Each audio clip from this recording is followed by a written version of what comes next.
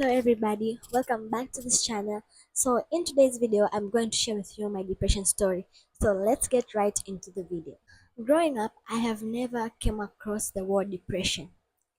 I grew up in third world country, Tanzania, and as a half Japanese and half African girl, I was living under the harsh circumstances of life, and mental health issues was never an issue in my family or in even my society where I grew up from. So telling people that you are depressed, telling people that you're sad, it's like a new thing to them. And I also didn't know that I was suffering from depression until I had access to smartphone. That's when I discovered the word depression. My depression originated from my dysfunctional family.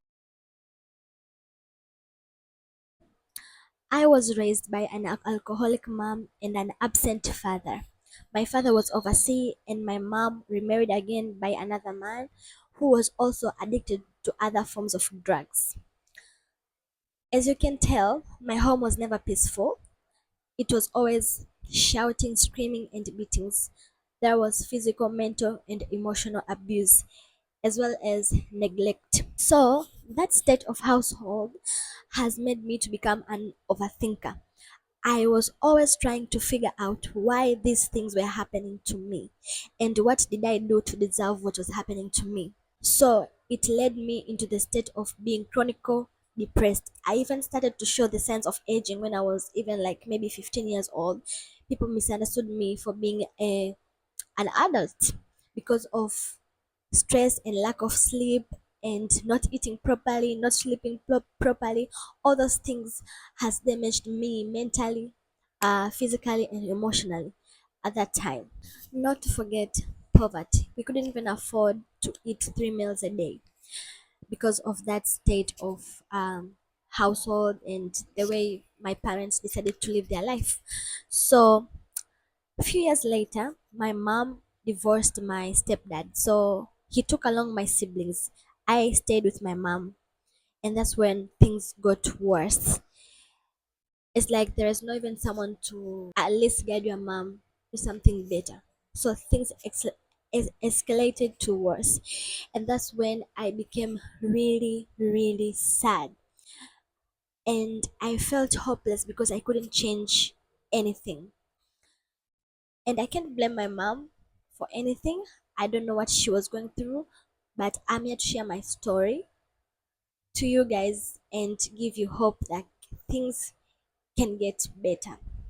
Things will change. So, me overthinking about the situation has led me to fall into deep depression and deep sadness.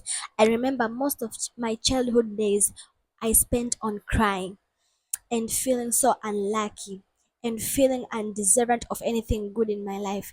And I think I grew up manifesting bad circumstances and bad experience in my life because of what I saw and what I believed to be true about me from my childhood. Also at school, I faced rejection. People rejected me for being poor. I mean, in Tanzania, when someone is light skinned, people automatically think you came from a rich family. But for my side, I I couldn't even afford to buy new shoes, new clothes. I was always like this shabby kid. And I'm not afraid to say this because people who know me know my story. So I lived like that for so many years to the point where I was starting to become like a crazy person. I started to forget things. I started to talk to myself. I started to even laugh in front of mirrors. Like I was doing crazy stuff where even other people thought I was going crazy. I was so delusional. I did so many crazy things at that time. And I guess many people, that's how they view me at that. I didn't view myself as a crazy person because I understood what I was doing. And I was doing it to get some sort of relief from my mental and emotional state. So one day I was fortunate enough to own a smartphone. That's when I came across the word depression and I started to discover what it is and what are the symptoms and how to heal the depression. But lucky, I was about to be enrolled to Form 5 and 6. So I was not allowed to use phone when I was at school. So I had to go and study with my depression and my mental health state. So while I was there, I really think my condition deteriorate because of the condition of at school. The school was so harsh. There was so much pressure, and also there were bullying. As I say earlier, like everywhere I went, I was attracting bullies because of how I viewed myself and how I viewed my life and what I believed to be true about me.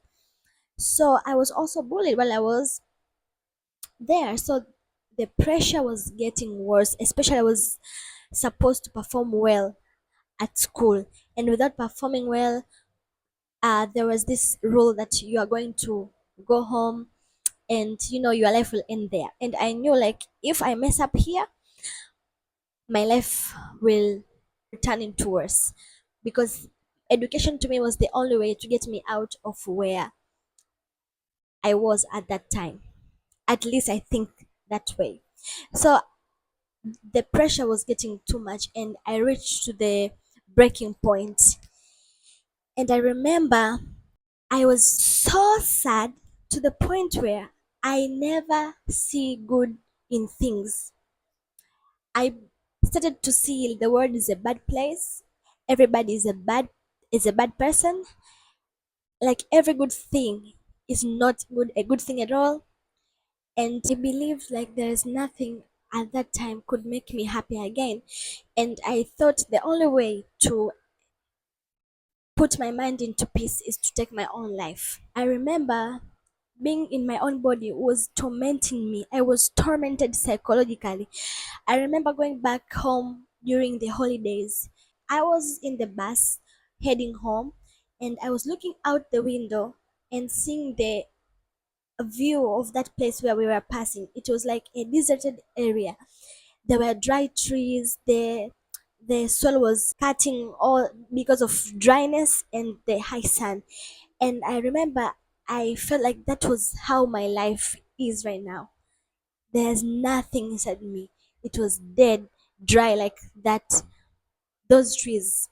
I knew, like, if I will not do something about my life, I would either die or go crazy.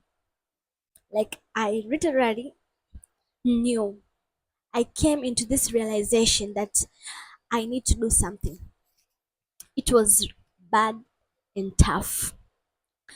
So I went home and started to do research on how to get myself a relief from depression and even cure it, because I could not afford therapy, nobody to talk to, because as I say, nobody believe in mental health issue, at least in Tanzanian culture. There are some people who are educated, they know about it, but not to my family, not to the people who surrounded me. So they would simply call me crazy. So I knew this was my responsibility and I had to go through this alone. So I started meditating. Foremost, I started to accept my life the way it is, because what has led me there is because I could not accept what was going on around me in my life, and I was eager to change what was happening. And little did I know, I only have control over myself and not over other people, not my parents, not my siblings, not my neighbors, not my society. I could only change me. But before, I couldn't accept the fact those people are like that, and I, I, I can't do anything about it. So I accepted my reality.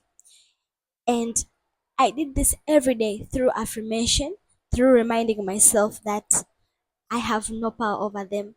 I have no power over my parents. And this is my life. I can't change this.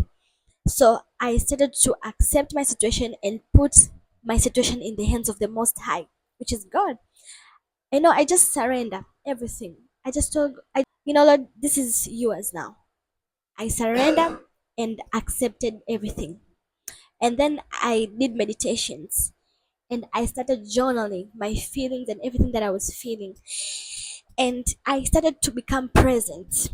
You know, when I see myself in the state of overthinking, I created this some sort of visualization to me, as if like there is a loading cycle. So when I was in my overthinking state, I visualized that the loading cycle is like going so fast. So I started to reduce the speed mentally. I started to visualize like the speed was going slowly, slowly. That's when I could calm my mind down. And I developed another kind of visualization where my brain was like spinning so fast. And I would start to visualize like my brain was slowing down, the speed was going down until the point where I can feel my mind is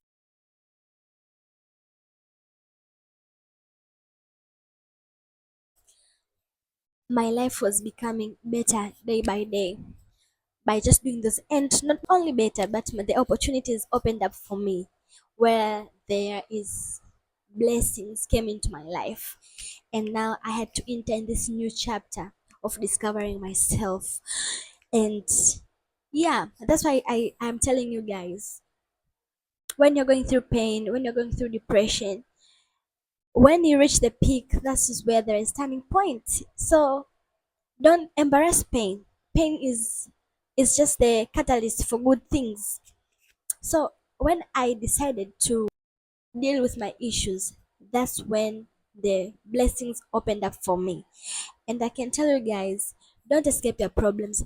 Deal with the problems by changing yourself. You can't change anyone, everything around you, but you can change yourself. You can change how you think, how you feel, how you respond to certain things, people, and circumstances.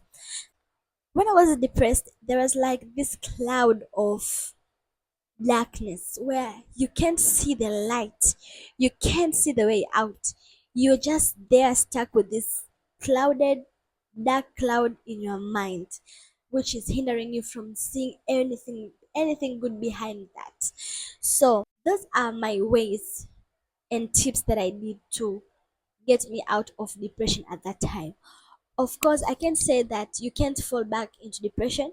No, when life hits you, you will always go into depressive state, but you need to know how to bounce back from it.